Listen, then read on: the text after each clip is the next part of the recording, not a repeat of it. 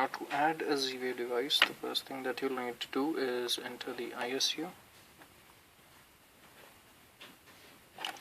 Here in, you go to RF10.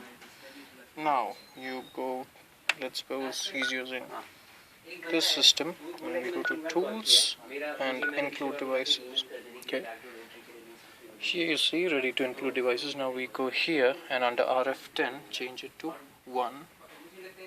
This will assign the device. This will assign a device. Now moving back to this device, if we see, it shows the thermostat's ID and type.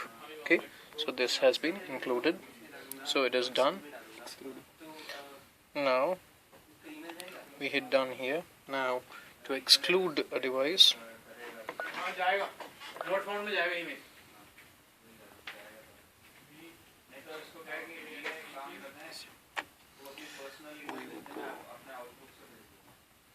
enter again.